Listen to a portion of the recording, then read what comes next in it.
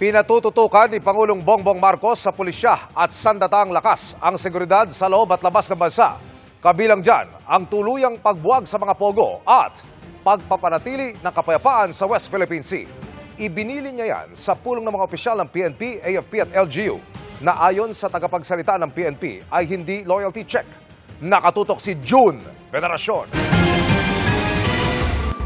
Sa gitna ng ingay sa politika, kung saan nasa magkabilang panig ang dalawang pinakamataas na opisyal ng bansa, nakaharap ni Pangulong Bongbong Marcos ang mga top security officials ng gobyerno sa Joint National Peace and Order Council meeting sa Camp Crame.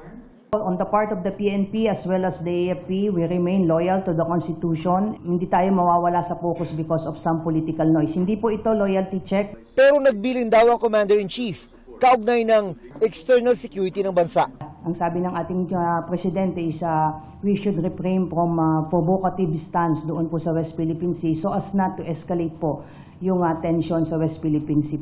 Plano raw ng gobyerno na bumili ng mga unmanned aerial vehicle na gagamitin sa West Philippine Sea. Magastos man at limitado ang kakayahan. Patuloy daw na mapapatrolya ang Armed Forces of the Philippines sa pinag-aagawang bahagi ng dagat.